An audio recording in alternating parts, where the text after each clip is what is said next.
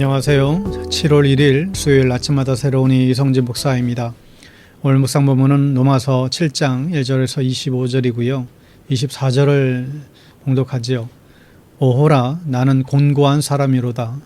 이 사망의 몸에서 누가 나를 건져내랴. 아멘. 우리가 어제 아침에 6장에서 나왔던 주제인데요. 우리는 율법이 아니라 은혜로 삽니다. 7장은 율법과 은혜에 대해서 무엇이라고 말씀하고 있을까요? 여러분, 율법이란 무엇입니까? 대표적으로 모세오경을 말하죠. 유대인의 법입니다. 십계명이 대표적이에요. 율법은 법인데 종교와 연결된 법입니다.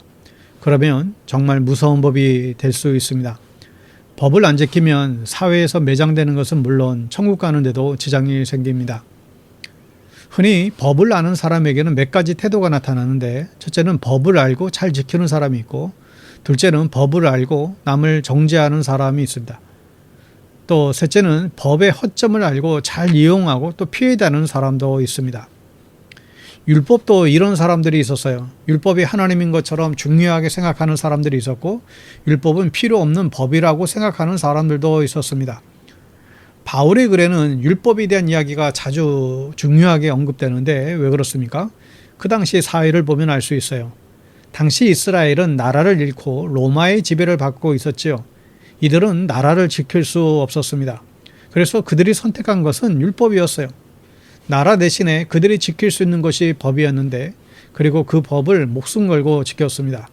이 법은 그들의 자존심이었던 것이죠. 유대인들은 법을 지킴으로 구원받기를 소망했어요. 그들에게는 예수님은 필요 없었고, 예수님은 율법을 파괴하러 온 분 같아 보였죠.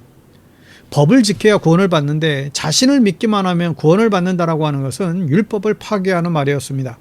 그래서 바울은 예수님을 전하기 위해서 율법과 복음의 관계를 이제 설명합니다.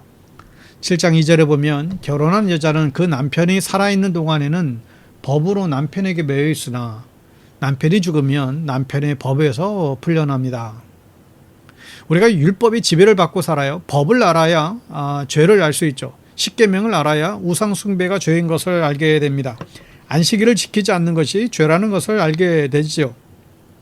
여러분, 나라마다 그 나라의 법을 알고 그 나라의 법을 따라야 하듯이 믿음 생활도 마찬가지예요. 법을 알아야 됩니다. 성경은 우리에게 법을 알려주는데, 그래서 우리가 열심히 성경을 배워야 되고 또 그래야만 제대로 믿을 수가 있어요. 우리가 매일 하루에 한 장씩 이 성경 읽는 일에 여러분 게으르지 않기를 바랍니다. 성경의 법을 알고 또 그 법을 사랑하고 지키며 살아갈 수 있기를 축복합니다. 여러분, 율법으로 자꾸 돌아가려는 경향이 있습니다. 예수님을 믿어서 구원받는다라고 하는 것이 못 믿어온 것이죠. 뭔가 더 선한 행동을 해야 한다라고 그렇게 늘 자기를 옥죄게 됩니다. 여러분, 사람이 선행을 하게 되면 만족감이 와요. 스스로 행복감을 느낄 수 있죠. 그리고 동시에 교만함도 찾아옵니다. 내가 이만큼 선한 일을 했으니 구원받겠구나, 이런 생각을 드는 것이죠. 예상외로 이런 사람들 많습니다. 나는 착한 일 많이 했으니까 나는 구원받는데 지장이 없다 생각하는 사람들 있습니다. 여러분, 그러나 결코 선행으로 구원받지 못하죠.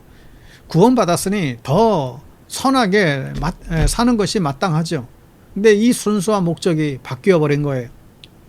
7장 15절에 보면 나는 내가 하는 일을 도무지 알 수 없습니다. 내가 해야겠다고 생각하는 일은 하지 않고 도리어 해서는 안 되겠다 생각하는 일을 하고 있으니 말입니다. 평생 율법을 지키며 살아온 바울은 불안감을 느껴요. 자꾸 율법을 지켜야 된다, 그래야 구원받는다라는 생각에 빠져드는 거예요. 그래서 이렇게 고민하는 것이죠. 내가 해야 할 일은 하지 않고 하면 안 되는 일을 하게 된다는 것이에요. 여러분, 이런 병은 우리 모두가 겪고 있는 병들인 것 같습니다. 내 의지대로 안 되죠. 주님 뜻대로 살겠다고 다짐하지만 여지없이 내 뜻대로 또 한 주를 살다가 그렇게 보내잖아요. 21절에 보면 여기에서 나는 법칙 하나를 발견했습니다. 곧 나는 선을 행하려고 하는데 그러한 나에게 악이 붙어 있다는 거예요. 자, 바울이 발견한 법칙이 그거예요. 내 속에는 분명하게 선이 있는데 내 속에는 악도 늘 함께하고 있다는 것이죠. 우리가 죽어 천국 가기 전까지 이 갈등과 긴장은 계속될 것입니다. 여러분, 어떻게 하면 선한 길을 갈 수 있을까요? 24절에 바울의 고백이죠. 나는 비참한 사람입니다. 누가 이 죽음의 몸에서 나를 건져줄 수 있겠습니까? 바울은 스스로 불가능하다라고 말하는 거예요. 스스로는 바른 길을 갈 수 없습니다. 누가 나를 건져줘야 된다. 여러분, 이것을 인정하시기 바랍니다.